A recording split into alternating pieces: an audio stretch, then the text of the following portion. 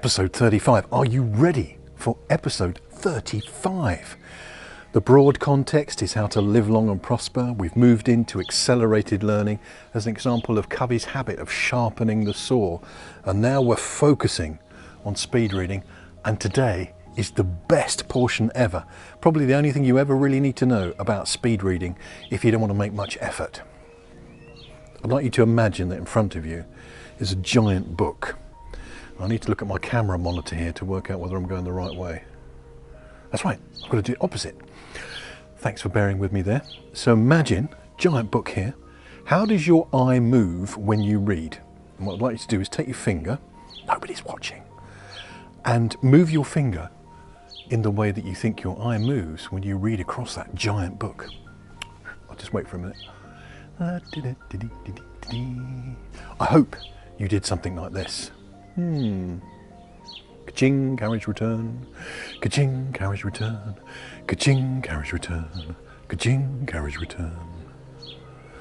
Well, we've got some amazing things in the world of advertising called eye tracking cameras that track where the eye is looking on a television screen. It's the technology that saved Sesame Street because the child psychologists who they consulted said, don't put the puppets with the adults, it will confuse the children. And with the test airings of the first programs, the kids, every time a puppet was on screen, were, that's amazing. And as soon as there was a person on screen, they were, what shall I play with? So Sesame Street was saved by eye tracking cameras showing that when the puppets and the people were put together, the kids were engaged. So our eyes tend to wander, and using the same kind of tracking cameras to see how people's eyes really move when they read, it goes like this. Focal point. Din-din-din-din-din-din, where each one of those is a focal point. Din-din-din-din-din. What did I miss? Din-din-din-din-din. What did I miss? Lots of regression as we skip back skipping to see what we missed. And it's so slow, the brain gets bored and goes off the page. And it comes back to the page. Where was I on the page? So you can imagine if you plotted that with a pen or a pencil, it would be. It's like a crazy fly flying around the kitchen.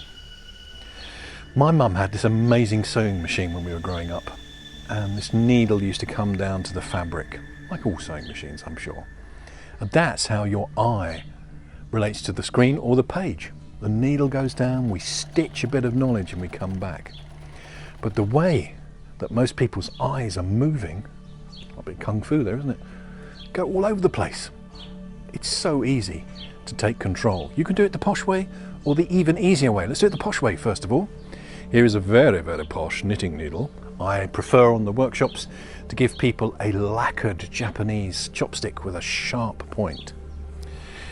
When you use a visual guide, you can make sure that the eye doesn't go all over the place, but it goes stitch, stitch, stitch, like the skis my mum had on her sewing machine to guide the needle and the thread.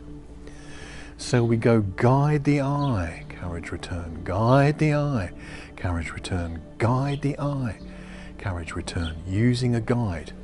And if you use a guide, the results you get will be amazing. Let me use the blunt end, see if the camera will pick that up. Da-da-da-dum, da-da-da-dum, da-da-da-dum, da-da-da-dum. That's how to speed read. The even easier version is your finger. So if you run your finger under the text, you can feel the learning.